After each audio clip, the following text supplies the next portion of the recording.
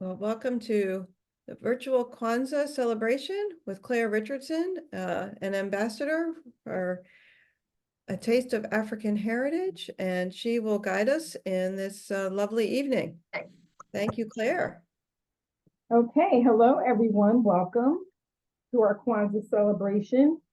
Now, I don't know how many of you have ever had a Kwanzaa celebration, been to a Kwanzaa celebration, understand Kwanzaa. I'm going to give you a brief overview and let you know that the quick thing is the celebration of Kwanzaa in the African American community is something that is catching on year after year.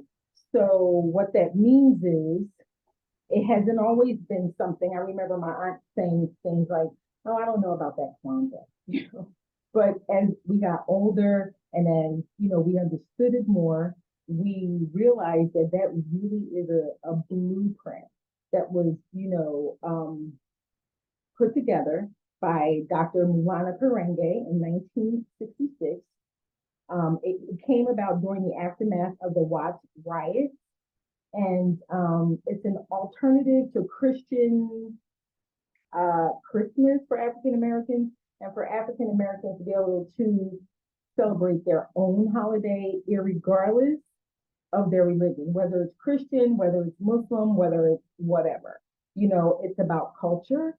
So it was made for us to celebrate it as something that could be a blueprint for how we live our lives. That's the bottom line.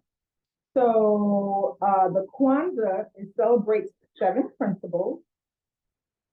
Now there are 7 principles, 7 days. It starts on the 26th and it usually ends around the 31st or the 1st. New Year's Day is usually like the day that everybody has either New Year's Eve or New Year's Day. They have the celebration of food at the end of that day. And at the end of that day, there's a big dinner, there's everything, everybody gets together, there's all kinds of food, but there are certain foods that represent principles that are important to have at that time. So we'll start with the first principle. The first principle that they have, the first one is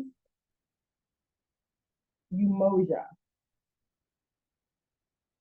And that is the principle of unity, to strive and maintain unity in the family among our people. So that's just basically, that's important. That's important. That's something that when you think about it, you want that in a family because there's not a lot of unity in families these days, especially with the way things are right now. People are disjointed, their families here, there, but you can get together and you can definitely celebrate this. The principles are to be celebrated, and they're for everyone based on the spirituality, for your emotional and like your financial well-being, if that makes any sense. Like you put this blueprint together and you start with umoja, okay? And that's unity. You can't have anything if you don't have unity in the community. Now, the second one is Kuji Chakalia. That's my favorite. I love saying that. And that is basically the ability to oversee like collective creation and to be able to like stand up for ourselves, speak for ourselves, get together and basically as one community, speak for ourselves. In other words, like we don't need other, organizations stepping in or other people stepping in. We know what's best for our community. And he felt that way. And the older I get, the more I see that. So there are just some things that are just meant, and that's for every, community, that what's best for your community. And as African Americans, we know what's best for our community. And that's one of the principles that Dr. Karenga had decided was very important for us to be able to speak upon. The next one is umoja, collective work and responsibility. Basically, we'll be able to get together to solve our problems ourselves and work together to solve those problems for the community. If that makes any sense. When I think about that, I think about people being able to come together in this community to solve what's going on with all the murders in the African American community, to solve what's going on with all the crime, the carjacking, these young kids doing the things they're doing. I think we all need to come together, basically, to try to solve this problem. And I think we can if we all got together, but you know, people are people and everybody's not, you know, of the same thought pattern. Like they did it, there's, you know, consequences. And of course, there are consequences to that. But at the end of the day, putting something in place like Umoja would be, I'm sorry, Ujima would be perfect. I am trying to figure out how we could use this blueprint in the African American community. How, if we can, because you bring it up and there are people, oh yeah, we need to do it, but there's not a lot going on. So we're trying to work on that. And I wanted to do this Kwanzaa program based on the fact that I am in a group of women and men in the neighborhood, but it's mostly women, of course, that come together and really try to work on these problems. And this is our blueprint. This is our blueprint. So we're trying to figure these things out. And we wanted to get out there in the community about Kwanzaa and those principles. But it can't, the thing is, it can't be, you know, done just about, you know, Kwanzaa, those 6 days, and after that it's over. We really need to like spread this out, use this in the community, one principle at a time. Now, JAMA, cooperative ecosystem, I'm sorry, I can't speak right now. I COVID brain, so it's kind of like do this at the same time, and I apologize for that. But JAMA is cooperative economics. Basically, building our own stores, shopping at our own stores, patronizing one another, respecting one another, building things that support our community. Not saying anyone else isn't welcome, but we have to support ourselves before we can begin to support everyone else. And that's something that when I was growing up was always common. There was always a corner store in my neighborhood that was owned by the African American family. You know, the kids I went to school with, there was always that store that had everything you needed. And that's no longer anywhere. You know, when I think about all the big corporations that's kind of taken over and knocked out the mom and pop, you know, our community stores were the first ones to go. And during COVID, our community stores were the first ones to shut down, the first ones to declare bankruptcy. So that was something that, you know, we discussed in this group, and it's something that is going to be very important. And believe it or not, Sherelle Parker, our new mayor, has assigned someone to work in this North Philadelphia group that I'm part of, that's getting bigger and bigger.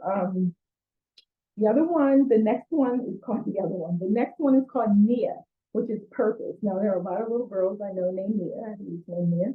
And purpose is basically to make our collective vocation to work with our people, get together and bring us back to the point where we once had respect for one another, where that purpose, where we once, you know, supported one another. I grew up in a family that had the house on the block where all the kids came after school. You know, you hardly see that anymore. All the mail was delivered there. I work from home, so the mail is delivered here for most of the people in the neighborhood. But that's something I grew up with, but you rarely see those houses anymore where the kids could come and hang out. My aunts were wonderful women, and it was 11 people in a 3-story house, and it was immaculate, and we had breakfast, lunch, and dinner, and snacks. Nobody bought snacks, we made snacks, you know, things like that. And what it's about is trying to get the community together to get back to that. There should be no aftercare. If you had daycare, the lady down the street watched the kids. My aunt watched several kids. You know, they left for school with us, in the morning and they came home with us. That that neighborhood thing, that purpose in trying to bring the community together is few and far between in certain communities. I'm here in North Philadelphia. I grew up between both North Philadelphia and West Philadelphia, and what I can say is North Philadelphia has that feel. It reminds me of home. People here look out for one another. We look out for one another's kids. And I think that Nia, that purpose, making our collective vocation and building and developing our own community is what that's about. And then there's Kumba, which is the sixth day. And that's creativity. Basically creating our own, I want to say when I think about it, I think about creating our own like establishments. Like I think there's like a place, there's like art galleries in certain neighborhoods where people can go. You can just hang out if you're an artist and go there and like pay a fee every month, $20, whatever you can afford, and work on your art. Everything you need is there. Those kinds of things. I think if we got together with Kumba and creating our communities once more, people would feel more comfortable to be who they are, irregardless of who that is or what that may mean to other people. I think that whole thing would make things more inviting for people to feel like they can come out and they can join in the community and they can do different things, and that beautifies our community. That art and those things that they paint on the side of houses. Have you ever seen how Graffiti Network does all of these art, these works of art that they put on the side of buildings? And a lot of it is about the African American community, and it makes me so happy. And it gets me very upset if I see someone who has the Facebook. But nonetheless, I think more of that in our own neighborhood and not other neighborhoods is what we need, and it makes people feel more I don't know, understood, welcome, included, and that's all very important. And the last one is Imani faith, to believe that all of this can happen. Now, I don't know how many people actually in the Abington community, the Philly community, Jersey community, wherever you're from, feel that this can actually happen. There's a lot of, maybe, we need a wing and a prayer. I think all we need is people, like-minded people, having faith that this can happen in the community. Now, when I was reading about Kwanzaa and I was reading about Dr. Karenge, I didn't quite understand. Initially, I thought this is a wonderful thing, but then there's this whole thing they labeled him a separatist. He's a Panther. I don't think that's necessarily a bad thing. My father was a Panther. I was born in '62, so I grew up in the '60s and '70s and that whole thing.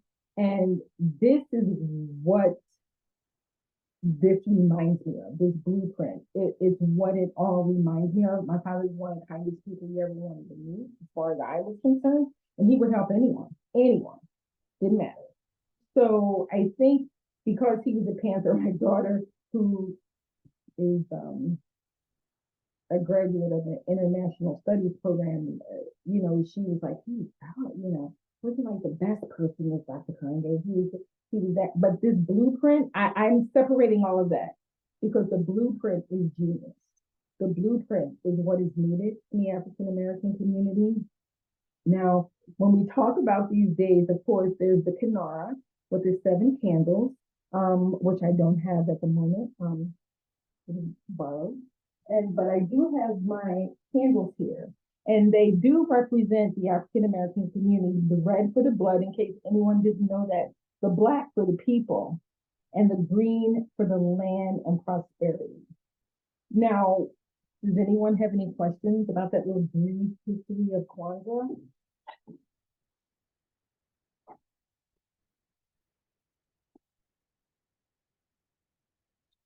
Nina, you can let me know. Hi, Diane Moskal. Listen, Yeah. thank you for that. No questions, but I have to comment on your comment about the Black Panthers. I Mhm. think historically, and I grew up in the 50s and 60s, Mhm. there was the view of them as you say, Revolutionary. separatists and Angela Mhm. Davis, but they did incredible work in the community. Incredible work. And Incredible work. I learned only recently that, public health-wise, they were among the first who started to cast light on the treatment of sickle cell disease, which had been Exactly. really Mhm. overlooked by the medical profession, It's question of starting to equity. come, yeah, they're starting to like find little things now, which I Right, think this could have been well taken care of by now, yeah. you know. But anyway, thank you for being here tonight. I wish you had a better turnout. I feel personally badly about that. Oh, that's okay. Everybody's caught up, with the holidays. And like I said, half of us are not well with COVID. I feel fine. I just a little achy, but other than that, I'm fine. Thank God for vaccines. But other than that, I'm great. So I'm ready. I already talked to Mimi about that. I'm like, I don't care if it's one person or 50 people. Let's just do this. So I'm fine with that. Yeah, Um, yeah, and thank you for sharing all that about the different definitions of the words. And I also agree that we do have to work towards that unity and unifying, and that is the groundwork that needs to be it's the done. groundwork. It really is. Like this Yeah. was when I said I would do it, I'd done it before, but I hadn't really, I read about it, but I didn't really delve into it the way I delved into it this time. And now that this is becoming the blueprint for the North Philadelphia CDC, we're all trying to work together. We're trying to get together to figure this out. And, we have all neighborhoods represented in North Philly because you have greater North Philly, you have lower North Philly, you have this town, that town, and at the end of the day, it's all North Philly. So everybody's trying to come together and try to like work together to figure this out. And I really am enjoying these meetings. Some are on Zoom, some are in person. But due to the uptick in COVID, the next one will be on Zoom. They said until further notice. So, I'm just looking forward to it, and I'm glad that I can spread what little knowledge I have about Kwanzaa to other people and other cultures as well. All right, so I'm going to get started. Looks like we're good on time. So these this is gonna be a whirlwind. First, we're gonna start with the black eyed pea salad, okay? Now with the black eye, I'm gonna move you over here because this is where, you know what, I'll leave you here because it's not very comfortable. Um, my daughter bought me this lovely bowl for Christmas, and I want to start sharing how these things are made. So can you see the bowl? Let Yes. me tighten this up. It's not rocking all over the place. Alrighty.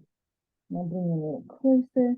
So this, I already rinsed my black eyed peas. When you start the black eyed pea salad, it's very odd because I find that if you don't, this can also be a cutting board, which I will be using. So if you don't use, you know what I mean, canned black eyed peas and you use regular black eyed peas, you have to cook them a little bit. And there's a thick film that comes on beans, and especially when they've been canned.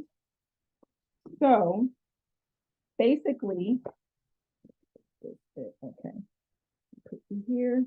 So basically, what I've had to do is really rinse these beans because that thick film messes up the entire salad. Been there, done that. So make sure you rinse your beans thoroughly. Now, it also adds cucumber and red pepper. So we're going to start with the cucumber. And these are those delicate little cucumbers, I don't take seeds out of cucumbers. Some people do. I'm an ag major. I kind of believe that, some things are just meant to be the way they are. And this salad does not taste bad if the seeds are in it. And these are these mini sweet cucumbers. What you want to do is make sure when you use the cucumber, you chop it finer You don't want it bigger than your black eyed peas, okay? So I'm not gonna put too many because this is only one can of black eyed peas because everybody, like I said, will not be attending the way we had originally planned. So you can cut them this way. I usually just do a little chop.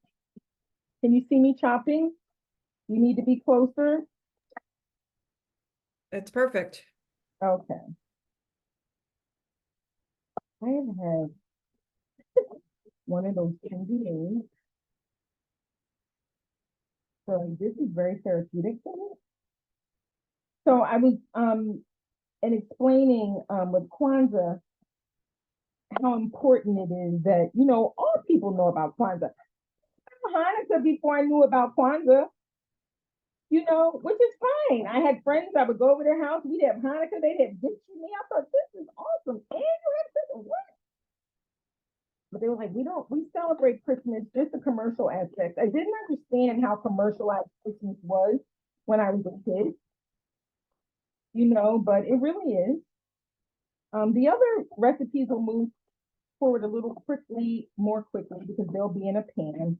This salad is very delicate. It must marinate. If you are going to make this salad with black eyed peas, which represent the African American New Year and then Kwanzaa, like how would I explain this? It represents like growth, income, wealth, you know, multiple whatever you're trying to, you know, focus on or meditate on, you know, all of these things are very important.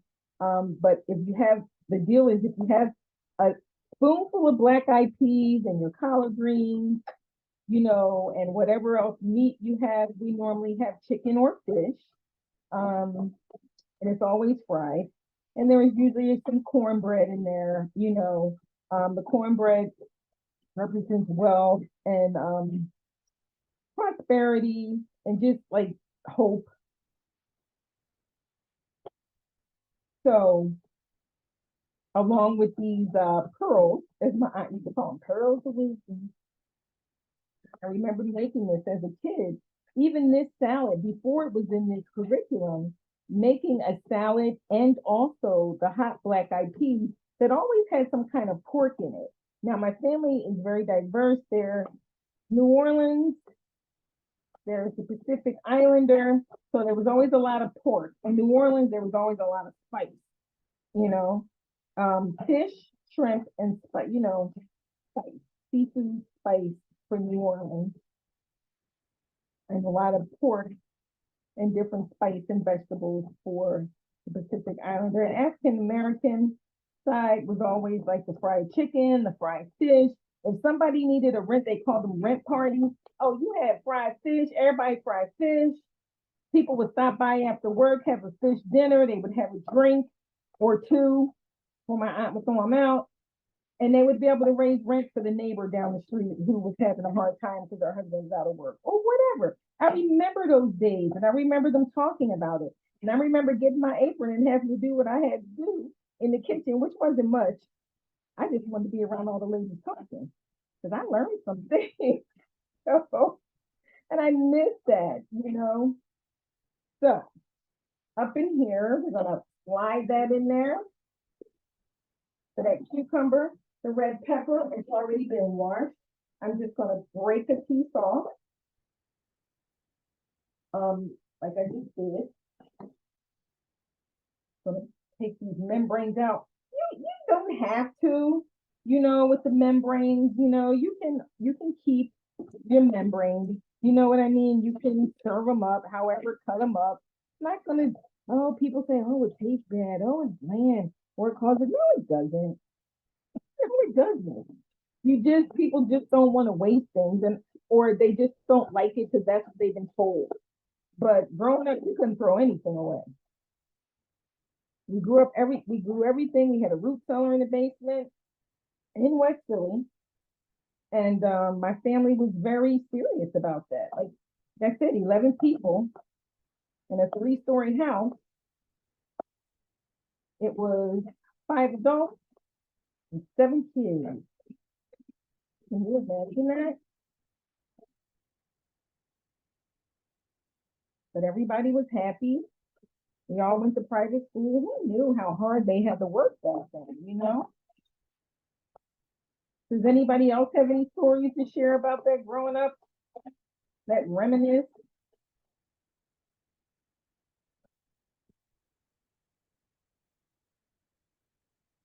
And no, I am not a chef. I'm just a mom who got involved in this because I wanted my son, who was on the spectrum, who is on the spectrum, to eat better. Because those kids are so picky. All they want is pizza, hot dogs, fries. Meanwhile, kids with autism have a very high instance of type 2 diabetes, high blood pressure, and it's something that I have been working on with him, especially since he was diagnosed with juvenile diabetes at 15. So it's something that, you know, I decided to work on very long ago. He's 19 now, and I've been doing this since 2015. So I've been very interested in this program for years. Has anyone else attended any of these classes before? I've attended other library classes. I've never attended one about Kwanzaa before. Oh, Kwanzaa or the cooking?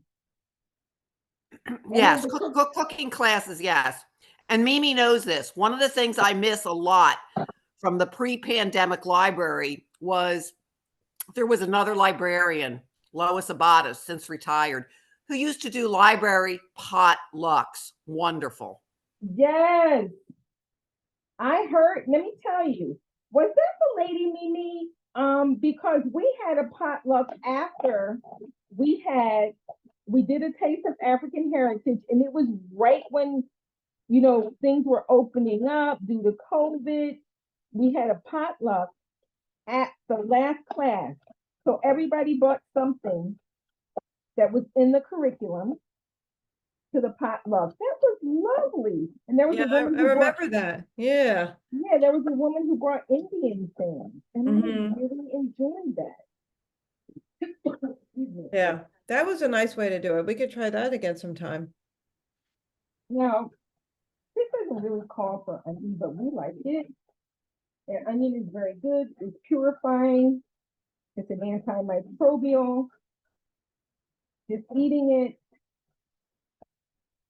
in this salad just reminds me of just, you know, being a kid, eating this, making this in the kitchen. My job was to peel everything. I did not like that.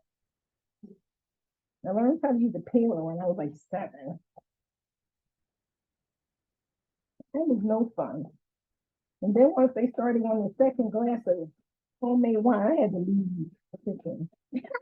Well, then kitchen after that. But all you were here was hollering and laughing and hooting. Yeah. But I have to say, I'm a very fortunate person to have so many different diverse cultures in, you know, my makeup, that I get to see a little of everything. And I really enjoy that. All right, so let's get this in here now. This is here. I've already made the dressing. The dressing has a lot of ingredients. In the essence of time, I did not, you know, push too much. And believe it or not, this is only 1 can. Okay, you see how much that makes? Okay, so you want to, the dressing, I put like maybe a third of the ingredients in, and it came out to be that much. So you want to mix this very well. And you can add cilantro at the end.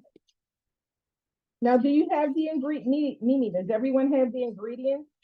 They should have Okay. the All right. handout for that. Okay. So this is going to sit because this takes a little bit to flavor up. Now you can add a little salt and pepper. I am just gonna add that and let it sit. I'm gonna put the lid on it and let it sit a bit. Anyone have any questions?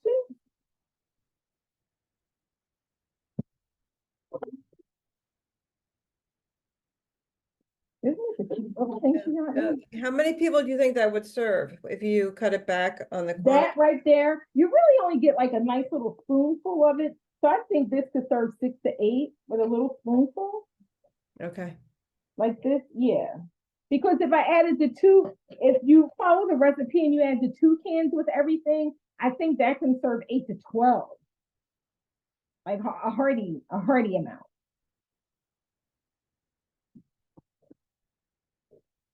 Okay, so while this sits in the fridge, I am going to start next on my greens because they need a little time. Now, I wanted to show everybody I know my kitchen gets a little crazy with all of this,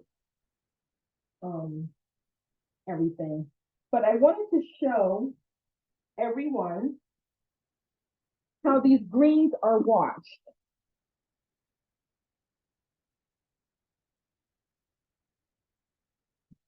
It's like a ritual, okay? So these have been washed several times and rinsed. You want to wash it, rinse it until the water is clean and there's no grit at the bottom.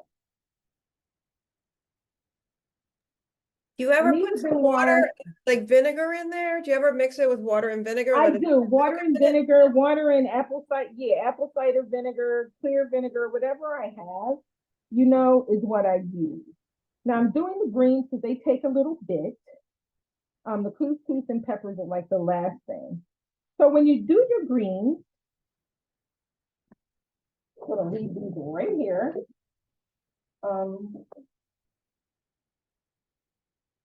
You want to line them up like this. In case you don't, a lot of people don't know a chiffonade. Chiffonade is just a pattern of cutting. So you want to line them up and you chop them. Now, a lot of people skin them like this, and pull the leaves off of this stem. I do not. And the reason I don't, as an ag student, I was always taught that the stems bring the nutrients to the leaves. Why do you get rid of the stems? So that's something that I just never did. And my family, they would just cut the stems really small because quite frankly, back then they couldn't afford to throw a darn thing away. So they cut the stems very small. That's a new thing, like cutting all the stems out. And I don't, that's like very wasteful to me, but it depends on the person. It depends. A lot of African American women say, oh, I get rid of them stems, it's tough. But my whole thing is if you chop them well enough, they should be just fine. Now, we roll these greens up. Like I said, they've been washed. And we chop them. Can you see me chopping? I just want to make sure you can see everything. Yes. Okay.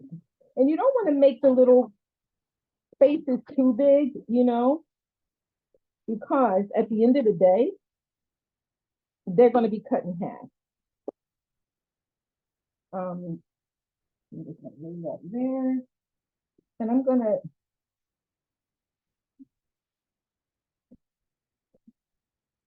to just take that and put that in there. Now I'm going to take my onion. Now these garlicky greens are yummy, but they are fussy. So easy to make, but when I say fussy, they take a while. They take a while to cook, and you don't want to. We'll use that for too. You want to make sure that you get everything you need in there, and you don't need a ton of water. And what time is it? You might be going 7:45 on time. Okay, so we're going to add our olive oil. And I'm going to use my microplane for my garlic.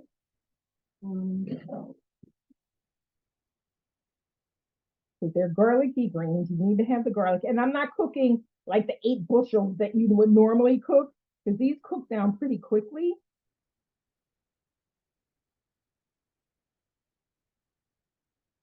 I like a microflame. Everybody doesn't. And that cooks down that big hunk, may or may not. So we're not even going to do it. Does anyone have any questions thus far?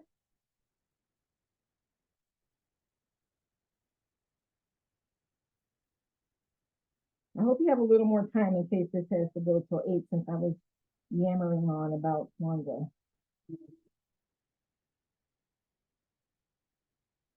You need one more because you really do want that garlic to come through.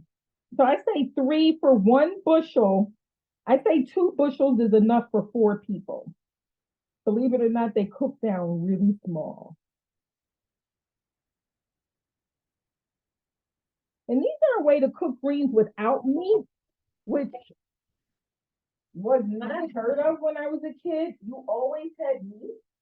There was a ham hock, there was something in there, a smoked turkey, something in there, you know? I'm gonna start this now. And you want to braise these greens really well. And you technically just start with a whole onion, but since I'm only cooking 2 bushels, a half an onion is more than enough. Can you see me cutting? Can you see that? Yeah. Okay. So I'm going to cut this like this, and then I'm going to cut this in half. And these big hunks of onion will cook down. There's no worry about that. They don't have to be super small. They stew down pretty quickly.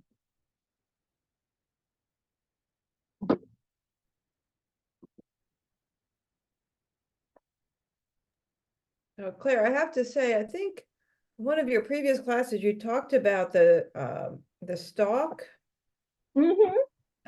having more nutrient. Yes. And so ever since then, I keep it on all my dark Right. greens that I cook with. Right. And it's fine. It's I mean, totally and it's fine. fine. Yeah, exactly. You just sometimes I put it in first a little bit to get a little softer, like with kale or something. I'll Right. cut out the stalk and start that first.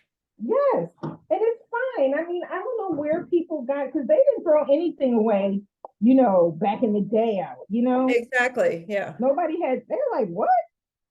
I remember my girlfriend's mom, who's Italian, she was like, oh, we threw the flowers in our food too. Like, you know, with the broccoli rabe and stuff and all the zucchini on it, threw the flowers. She goes, we didn't throw anything away.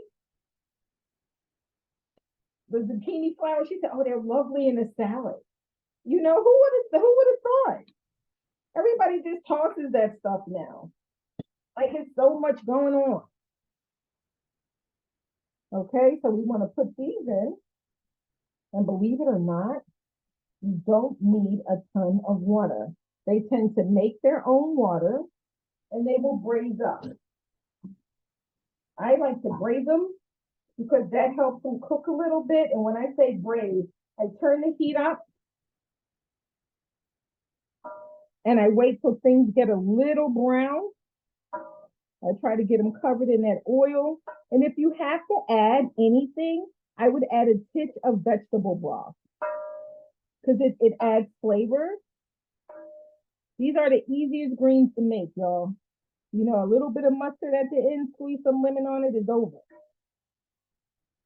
A lot of people cook their greens down so they turn into what I call quick things because you just keep chewing and it's crazy. So we'll let those cook a bit. And then I'm going to get started on my mafé because the couscous gets really done pretty quickly. And I'm only going to make, was anybody in a hurry? Like, would you guys have to leave before 8? Because I think this might be ready for 8. So I'm going to cut my sweet potato. Now I like to cut it like this. Can you see me cutting? Because this pan might be in the way. Yes. That's good, Claire. Okay. And you want to cut it in like little dices. So what I do is I cut this way, and then I cut this way. Nothing fancy. Like I said, I'm not a chef. And trust me, it tastes just fine. No one's complained. If you have a big one, just cut it down because you want it, you want them all to be as kind of uniform as possible.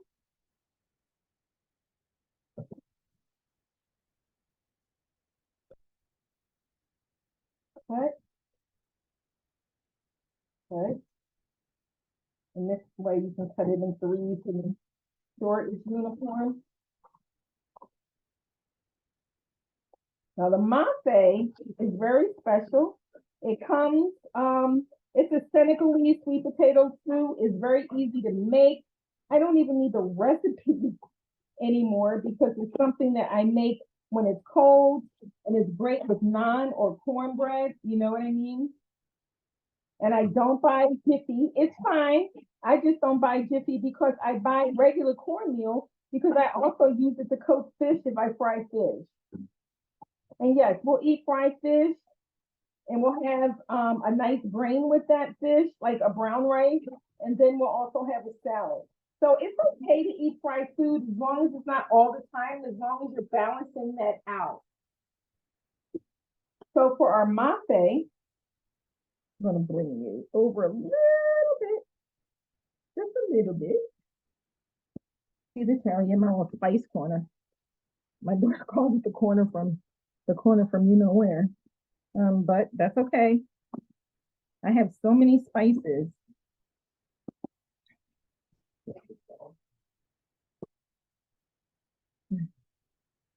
Okay, can you see that pan? The big one? Yes. Okay, let me get this. Okay, I'm gonna light it because you really need to get these sweet potatoes a little cooked.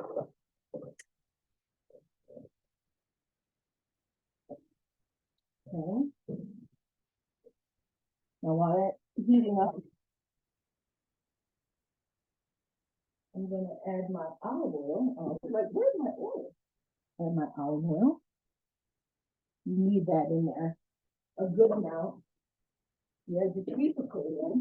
Well, you add the garlic and onion first, but I like to add the sweet potatoes because they take a bit. I like to get them braised up a bit, so they can soften because they're hard, and so are the carrots.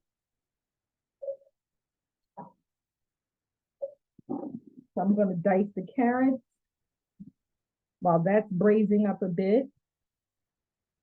I had already cut my.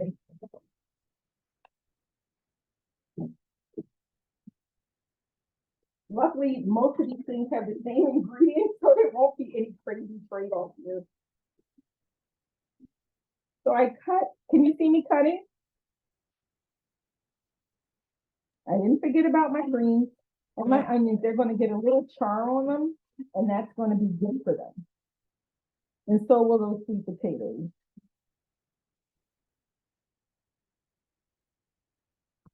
Okay. And that's a heavy pan, and it takes a while.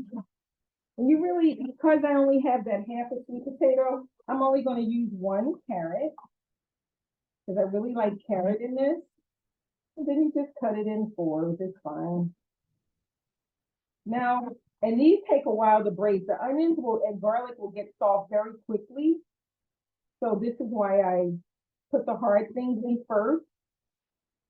When you make these, always follow the recipe the first way, and then you know how you want this done. You know what I mean? Because then you're like, oh, I don't like that much of that. I don't like that much of this. Anyone have any questions? Because I'm chatting.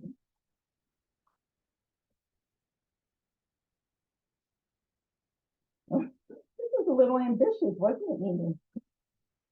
It was. We had a lot of great ideas. Really wanted to do Kwanzaa. I really did. Yeah. because it's something that's catching on more and more. The African American Museum puts on a really good, program, and kids are being introduced to it. When I was growing up, it was Christmas and the Three Kings. I didn't know anything about Kwanzaa. And my aunt was like, well, that doesn't sound good. We're very devout Catholics based out of New Orleans. They were like, I don't know about that Kwanzaa.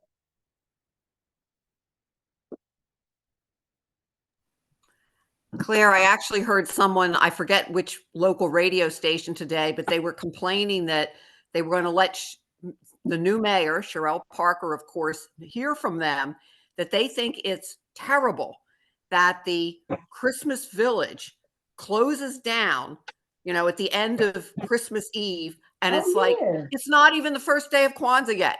Yep. And so they feel that in a diverse city like Philadelphia, that's a real shortcoming. That is a shortcoming, and I'm hoping that she will do something about that. And I think the merchants would love it. They need it. Unless they had other, plans. Because I went to the Christmas Village. Oh my goodness gracious. What it was so crowded,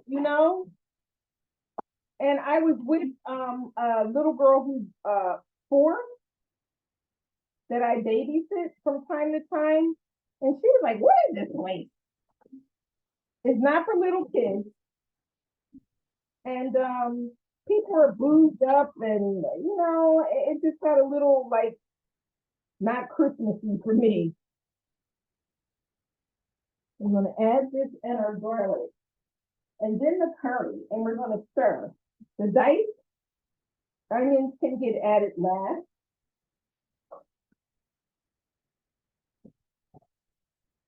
I'm going to move you back here while I get to move in here with it. A little more organized, but I realize time is of the essence here. Ooh, that burnt. I'm sorry, guys. I was a little too close to that. That was a little uncomfortable. All right, let me throw these greens. Can you see them? Oh, you see that brown in there and you think, oh, that's bad. It's not. It's not. Ooh, we're going to add 6 of water. That makes them sweet and so good. If that makes any sense to you. They look great.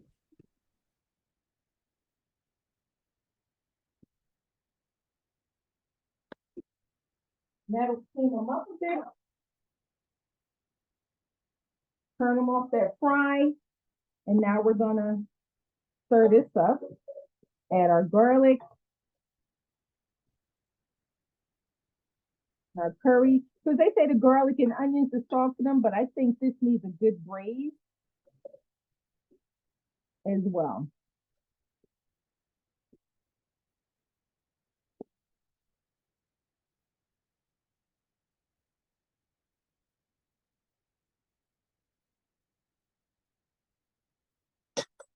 Now, has anyone ever made this or been to one of these classes where they've had this, the mafe? This is one of my favorites. I make this stuff so much, I don't need a recipe. I know how it works, I haven't yet. I'll have to make it this winter. I made it real quick last time. Remember, Mimi? I do. So we got our garlic, our onions. And I'm going to turn this baby up after I add that curry. Now in my curry, I always mix a little turmeric and pinch of black pepper because you need the black pepper to start the anti-inflammatory process in your body to work with the turmeric. So in case you didn't know, I found that out in one of my little online classes I've been taking. I like a lot of curry. Oh, that smells great. I can smell, don't COVID, I can say no.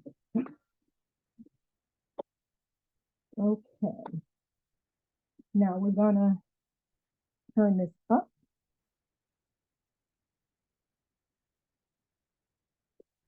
I'm gonna put the lid on there, and then I'm gonna start the tea. I'm gonna give this a little stir here. Oh, sorry guys. Yes, my phone.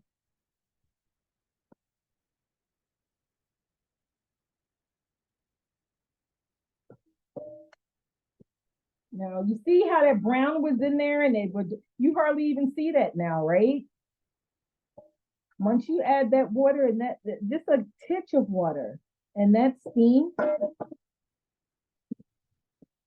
All right, how are we on time? Okay.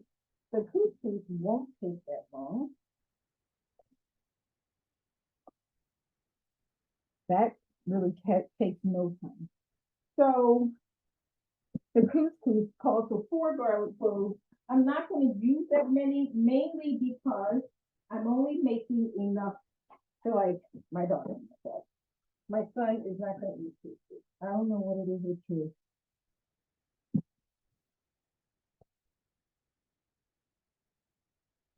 So I have my garlic here. We're going to peel and get that in the pan. And then dice up the couscous literally takes just a few minutes. So we actually might, 8 o'clock would be the late, like the late. I think we actually might be okay.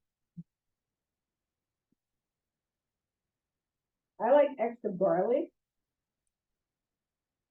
So I like to get it in there. So does anyone have any questions about this recipe? The curry couscous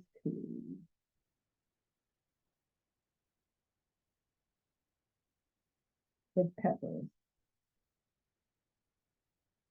All right. Now they want you to put the peppers in the pan first. I like extra pepper. Can you see me here on this side? So this pan is humongous. Oops.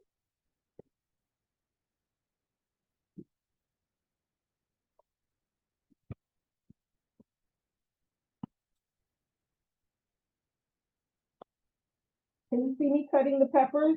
They really need to be in small dices because couscous is so small. You know, you really don't want it to be too large. Your peppers. You want to add the garlic and your pepper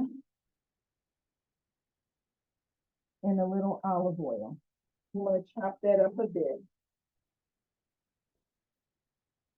It'll all separate in a pan. It doesn't come here now. Oh, feels so much better. Doing this is so therapeutic for me. I was like, oh, everything hurts. It's so fine.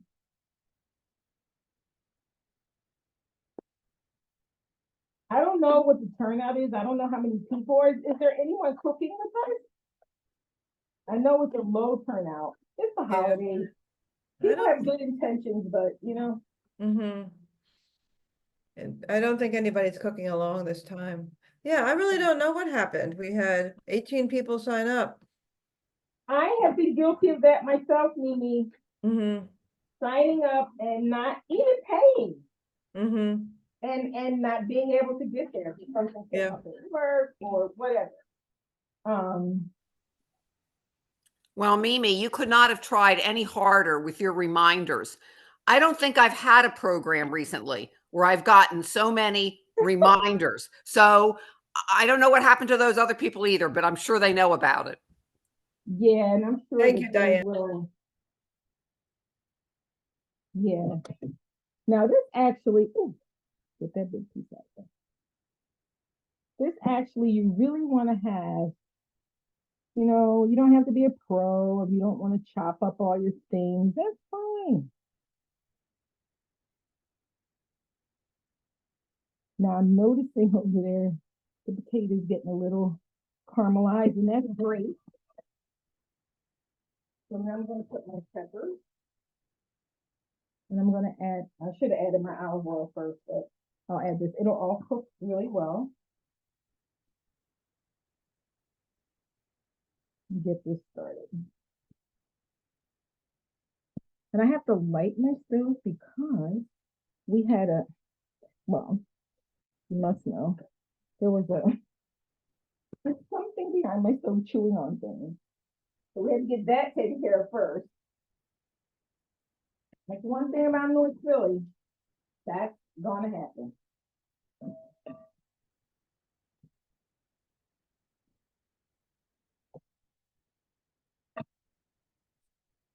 That's perfect. So I'm gonna add my curry in here. So these look great. You see how they get that steam and that braise on there? So I think we added the curry. So I'm gonna add my diced tomatoes, which I already have done, and my vegetable oil. I mean my vegetable broth, I'm sorry.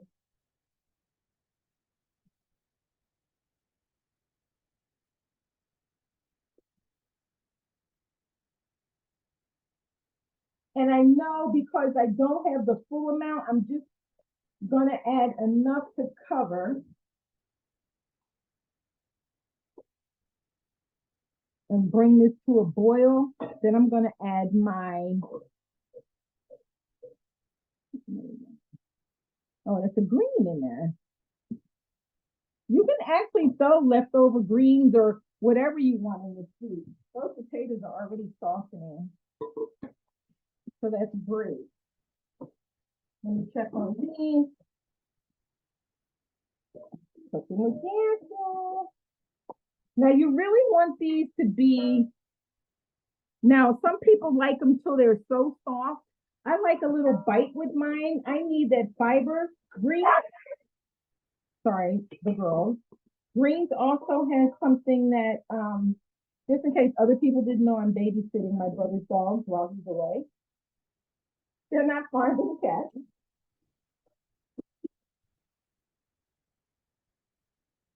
And turn this down a bit. Greens have something in them. It's an enzyme that breaks down fat, and it helps break down the fat and move it through your body, which is very good for you in reference to cholesterol and things like that. So I think that's a good thing when people have fried chicken and greens, you know?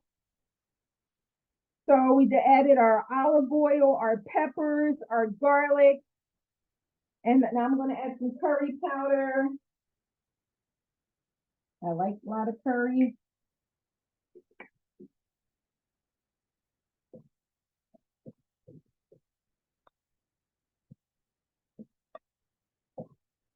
And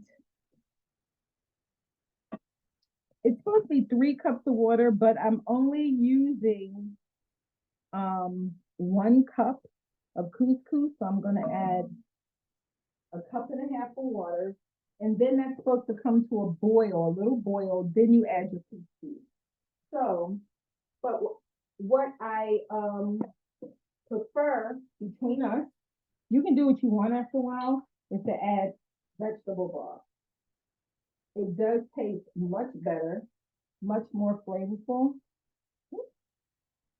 And this will come to a boil pretty quickly. And then I'm going to add my couscous. And then we're going to be good to go. Now I have all of these little, all of these lids. But, okay. Now these greens are not perfect. They're not like 100%. I'd say they're 90% the way I like them. So I'm going to add that squirt of mustard and my lime, and I'm going to keep turning. They say add lemon. I like lime. And then, does anyone have any questions in reference to that? You add this technically at the end, but I like to add it while it's cooking a little bit. And because I only use 1 bushel, I don't want to overwhelm them with the lime. The lime takes the place of salt. I think you get a better tang with the lime than you do with lemon. So. Were you using like a handheld juicer there? What was that you squeezed? Oh yeah, I'm sorry. Yeah, That's okay. yeah. This is my. I got this from like the supermarket. Mm-hmm. In the section, that they have, things there like baking things, cooking utensils.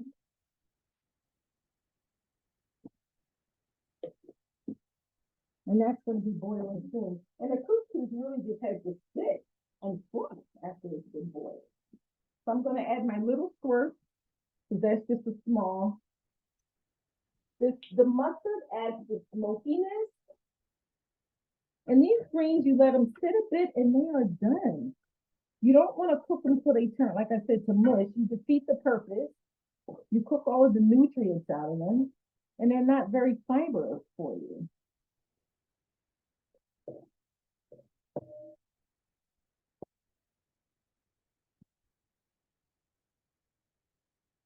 And me? No, so good. Ooh, I can smell. So excited. I can smell anything. So we must be I must be on the menu too.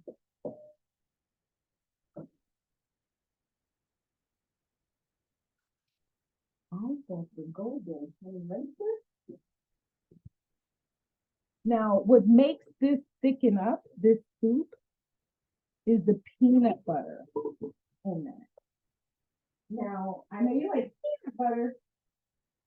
It gives it a depth that other things don't give it. You know what I mean? Like you can put something in there, but it's not going to give it the same depth. Can you see that? Ooh, my couscous water is boiling.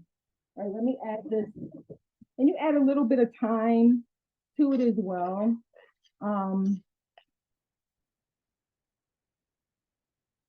It's not completely necessary. It gives it a bit of a flavor, but this peanut butter acts as a thickening agent. This pot has ridges on the bottom. And that thickens up. It normally takes about 10 to 20 minutes. We don't have that kind of time, but it thickens up and it's quite good. I'm going to turn my greens off and I'm going to let them sit because they are going to be great. And now I'm going to add my couscous here.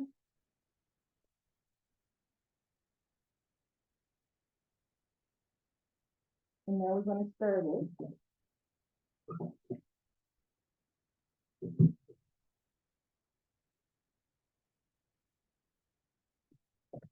I don't like it wet, so I added a titch more. You know what I mean? I like it to sit, absorb. I don't like mushy or I won't eat it. Like quinoa, if it's wet, I don't like it. You know, I also like my couscous to have a little bite. Turn it down, and that's it. I think we've managed to finish the cooking. Now it's waiting. Mm-hmm. It looks great. So how are you guys thinking about this? You think you can do this? The recipes are simple, and that was the other thing I wanted. If you have a New Year's Eve celebration, or if it's just you, or however you want to do it, these foods get incorporated into your New Year. The greens are definitely for prosperity. Green, they're actually there for money. You know what I mean? You eat them because you want wealth and prosperity. I'm just gonna add a bit more. Stir it up. You add wealth and prosperity. The couscous is there for good health, wealth, and prosperity. This soup was never in the repertoire technically, but now it represents good health, strong body, strong mind in my family. Excuse me, because I always make it.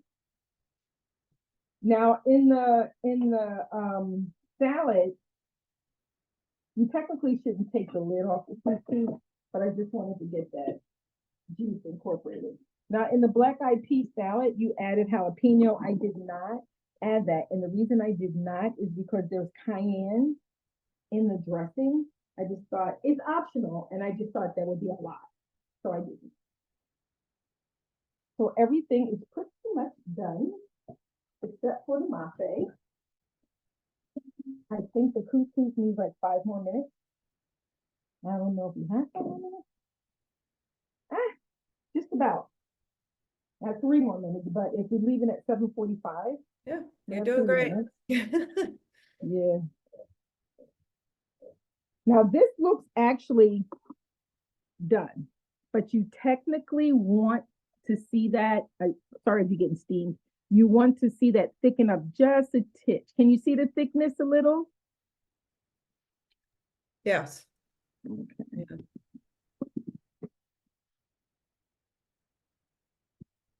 All right. Claire, it strikes me with both the salad that's, marinating and the Mhm. stew that you're stirring that I'd be tempted to make them both the day ahead and like Oh, let them sleep overnight in the absolutely. refrigerator, because wouldn't that like even make the flavors more intense? Absolutely. This soup is so much better the very next day. Do you know what I mean? It's so much better the very next day. Well, that's what I think, and with a lot of things I've made in the past agree. with curry as an ingredient, yeah, that really Absolutely. seems to me, everything just seems to meld well when it, as I said, and then of course, then you don't have the pressure of like doing like, look Right, at all the work worrying you've had to about do it. with Right, chopping and right, all this. You've got right. everything ready. You just Trying have to to cook it all reheat in it. an hour and 15 minutes, but I'm going to grab a bowl and I'm going to plate up these greens.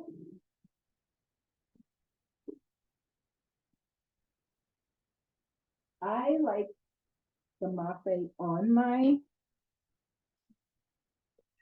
little piece, on my pieces. Can you see me? I'm plating up. I like to plate up. So I like it in a bowl because it can get a little on a plate, My greens look perfect. Now, some people, like I said, like them cooked a little more. I technically do not. I like that little bite at the end. So much better for your digestion. I'm gonna get my ladle.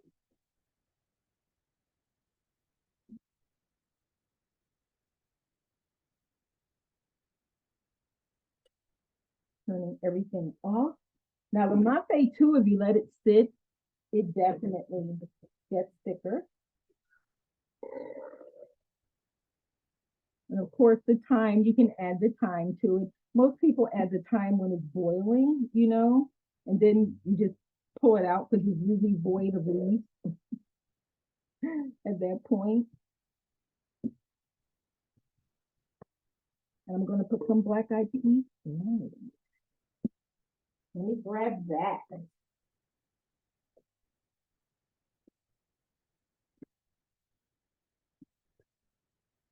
Okay, I'm going to stir this up and move you guys over here with me. And I'm going to stir it up. I'm going to tell you what's happening here and what I think.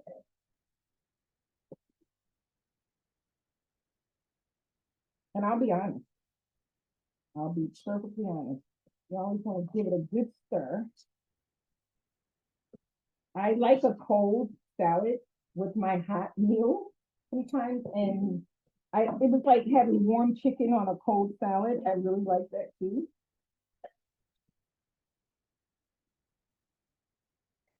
Set this off to the side. Grab myself a fork. So, can you see everything? It's really visually very appealing, Claire. The colors are beautiful together. Aren't the colors beautiful? They really are. There are times I was looking at an eggplant and I told my cousin, I don't want it was just gorgeous. First, let me try my smell. I love this one. Oh yeah, the dressing. I can even taste that coming through with the with COVID. I didn't taste anything yesterday. I didn't taste it.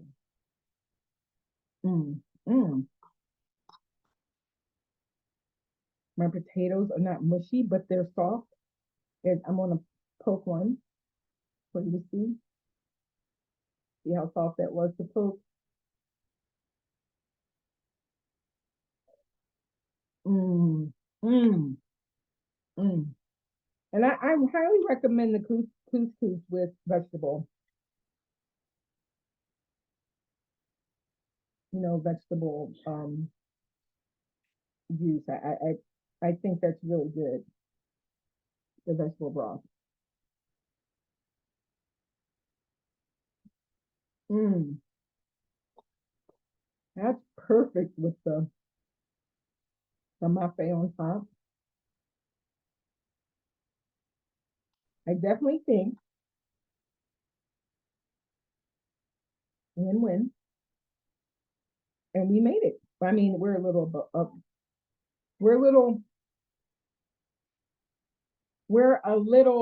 behind, but that's okay. Didn't quite make it to 8 yet. You did great. And I think like Diane said, the colors are just really wonderful. Yeah. How are The the green? greens, the garlicky greens. They're like the perfect texture. If you braise them first, you get that or you can wash them, cut them up and stick them in the freezer. They will get the same tenderness, but they'll lack the sweetness that the braising brings out. Definitely.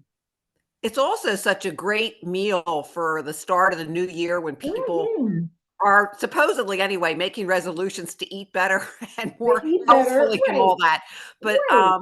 that's a really great menu for to inspire one, let's say, in that direction. And that's why I was telling Mimi, I really I wanted to make something that people could make. Wasn't very hard, and they can actually say, I can do this. I can make this. And once you make these, you wind up making them again. Same way with the mafe. That's like a family staple now. Whenever I go somewhere, they're like, bring the mafe. I bring mafe and cornbread. And I make sweet potato cornbread. And that's always gone. My aunt always gets the juice at the bottom of the stew, puts it in a cup and drinks it. Same thing with greens, the pot liquor. He gets it all. I highly recommend you guys trying this. This is so good.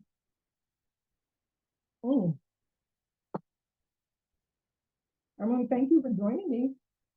And I'm really appreciative of the fact that you took the time out to come and to learn a little bit about Kwanzaa and to see how easy these dishes are to make. I was just moving and they were getting done. Well, thank you so much for offering the program, Claire. I really enjoyed it, and I really appreciate it. And I'm telling you, it is a mouth-watering set of recipes, so I know I'm going to try them. Yeah, please do. Definitely try. Let Mimi know what you think. Definitely marinate, the salad overnight. But even if it's a quick fix and you have to make it, just add a little more garlic and a titch more vinegar. You know what I mean? And it really does pop. So I think this was a great class, and I'm very happy to have done it. And thank you for doing it. Thank you so much, Claire. Yeah, this was fabulous. So, well, do we say happy Kwanzaa? What do we say? Happy Kwanzaa. Okay. And I wish you the best in the new year. Absolutely. Yes. Same to you, Claire. Thanks again. Okay, All right. you're welcome. Thanks for joining. Okay, I'll be in touch, Claire. Okay, thanks, Mimi. Okay, bye-bye. Bye-bye.